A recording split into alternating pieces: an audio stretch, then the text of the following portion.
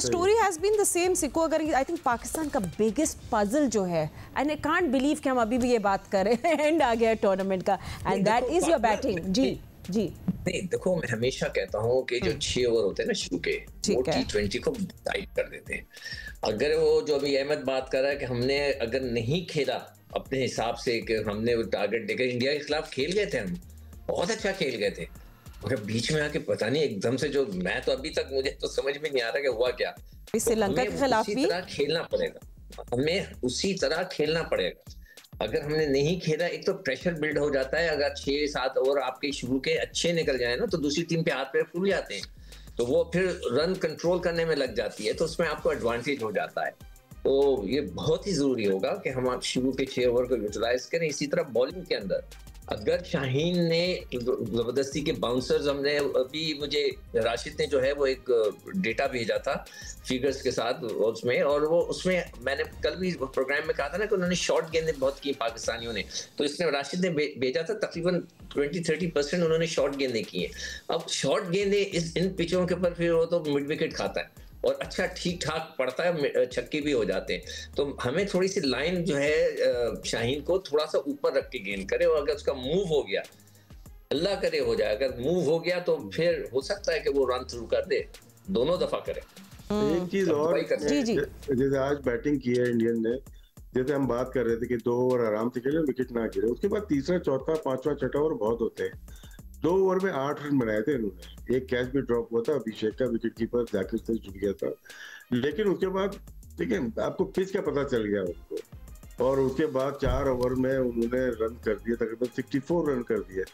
तो यहाँ पे ये है कि अगर आपके 2-3 ओवर नॉर्मल भी चले जाते हैं, आपके पास 18 से 24 बॉल होती है, जिसके ऊपर आप मजीद 50 रन 60 रन कर सकते हैं।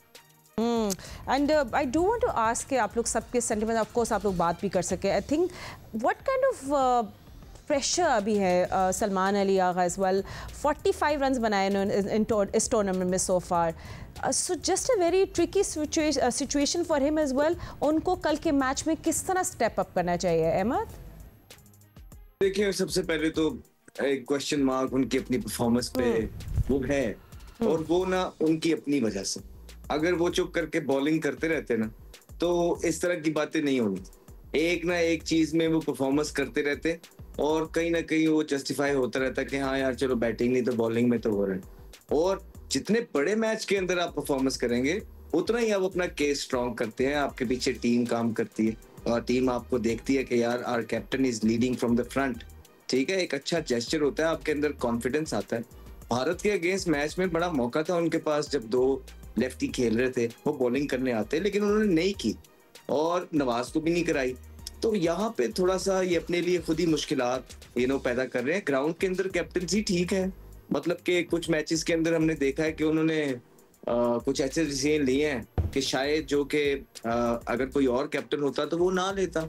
आप देखें ना कि वो बीच में नवाज को भी बॉलिंग अक्सर नहीं करवाते हैं, फिर साइम से उन्होंने नया बॉल करवाना बीच में शुरू कर दिया हुआ है, और फिर जब वो खुद बैटिंग करने भी आते हैं तो इस तरह की चीजें ग्राउंड के अंदर ठीक है। थोड़ा मुझे लगता है कि थोड़ी सी कप्तानी अगर और करेंगे तो बेहतर हो सकते हैं, लेकिन परफॉर्मेंस मसला है। परफॉर्मेंस करनी पड़ेगी आगा सलमान को, अपनी चीजें बरकरार, जीतना भी पड़ेगा और परफॉर्मेंस भी करनी पड़ेगी। जिस तरह आप हमने जब शाम में शो किया, आपने बोला he has to lead from the front, और कोई उनके पास ऑप्शन नहीं है, और वो आपकी अपनी परफॉर्मेंस, वो कॉन्फिडेंस देती है। तो फ़खर जमान एंड साहिबजादा फरहान जो है, उन्हें बैक टू बैक तो स्ट्रॉन्ग स्टार्ट्स दिए हैं। तो सिकंदर, आप बात कर रहे थे कि पाकिस्तान, मतलब वी स्टिल डोंट नो कि हमारा ओपनिंग पेयर कौन है, तो आपको क्या कुछ ऐसी बातें चल रही है कि शायद हम लोग कल वापस शफल कर दें इस चीज़ को, या आप एक वैसी स्टेटमेंट दे रहे थे? मुझे तो नहीं पता, वो हो सकता है भट्टी साहब वगैरह को पता हो, मगर जब हम किसी लोगों से बात करते हैं ना क्रिकेट बोर्ड की, वो तो सब ये कहते हैं कि जी बस फकर जो है चलेगा तो पाकिस्तान मैच जीतेगा। भाई चलेगा, अब चलेगा में जो है ना एक बहुत बड़ा क्वेश्चन मार्क आ जाता है। चलेगा, अब तो चलेगा कब? 4 मैचों बाद, 10 मैचों के बाद? ऐसा नहीं होता। प्लेयर ऐसे नहीं होते कि जो चलेगा तो करेगा। एक शख्स जिसने तकरीबन 100 मैच खेले हुए हों, 250 रन किए, 2500 रन किए हुए हों, उस पर टीम डिपेंड कर रही होती है, उसको कैरी करना पड़ता है। अगर वो नहीं करेगा तो उसका भी फ्यूचर खतरे में है, और अभी जो आगा की बात हो रही थी, ही हैज टू परफॉर्म। और मैं कई दफा कह चुका हूँ प्रोग्राम में, मैं दोबारा रिपीट करता हूँ कि भाई 10-12 ओवर गुजर जाए, वो ना आए बैटिंग करने।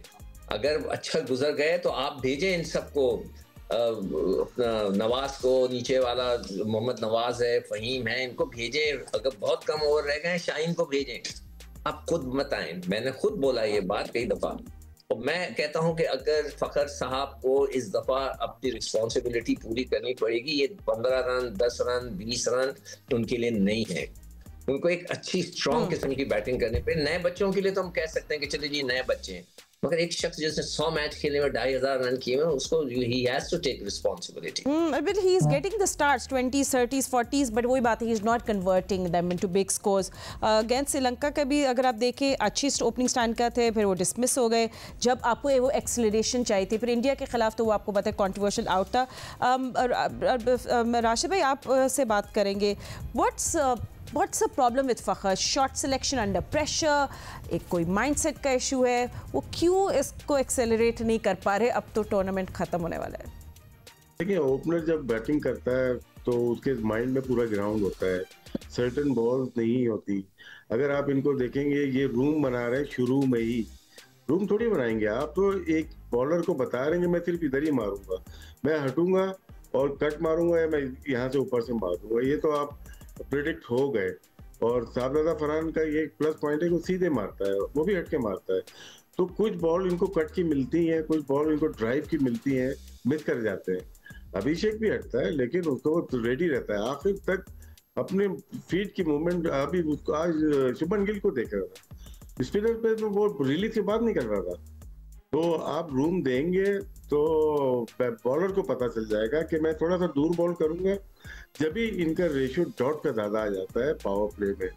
और फखर पहले ऐसे नहीं खेलते थे, पहले वो बीच में रहते थे और वेट करते थे, टाइम लेते थे। इनको इनकी जॉब दी गई है, आपको शुरू से मारना है, लेकिन उसमें अपनी बैटिंग भूल गए। वो अपनी बैटिंग का यही है कि आपने रूम बहुत ज्यादा दे रहे हैं। मुझे जो लग रहा है, हमने पहले भी बात की थी, अफगानिस्तान के खिलाफ मैच में हो या यूएई के खिलाफ ट्रायंगुलर में भी, ये हर ओवर में हर बॉल पे उतर जाते थे, जिसकी वजह से इनकी बैटिंग फोकस नहीं होगी ना। आपको पता ही नहीं बॉल किधर जा रही है, आप बॉल से पहले क्यों मूव कर रहे हैं।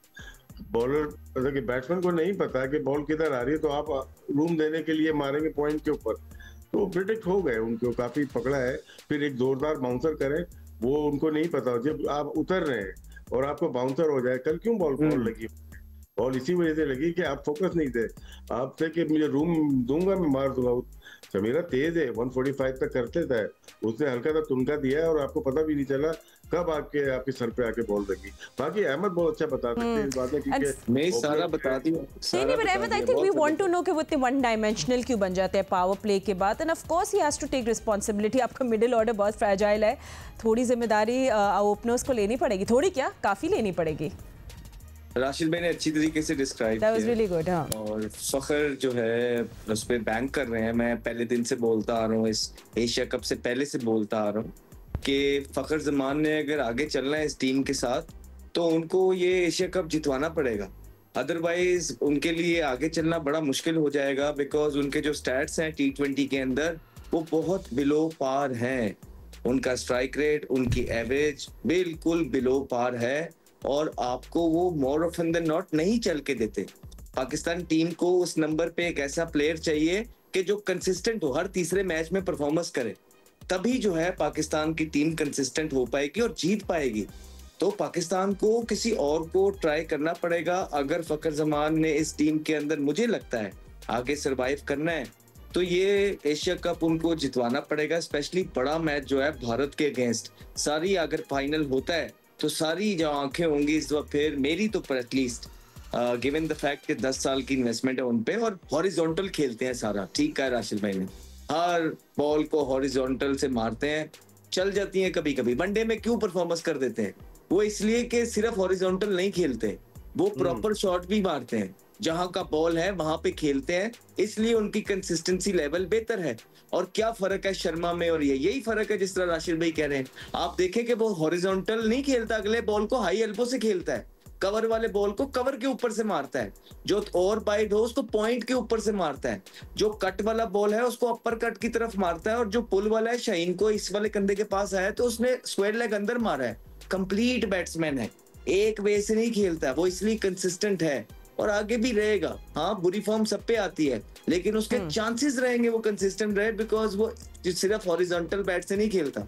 वेयर एज फखर सिर्फ और सिर्फ हॉरिजॉन्टल बैट से खेलते हैं। वो पहले से बिल्कुल कमिट कर लेते हैं एक चीज को, वो सोच लेते हैं कि बस बॉल आएगा और मैंने जोर से मारनी है। वो कभी कभार जब पिच बहुत जबरदस्त होगा ना फातिमा, तब तो लग जाती हैं, और बॉलर 128-30 वाले होंगे लग जाती हैं, लेकिन थोड़ा सा इस तरह का पिच जो थोड़ा सा टेस्टिंग हो, जहाँ बॉल उस तरह से ना आता हो जिस तरह कजाफी स्टेडियम में आता है, और वहां पे थोड़ा सा फिर मुश्किल होती है, फिर आपका जो है ना बड़ा लंबा बैट पैच चलता रहता है।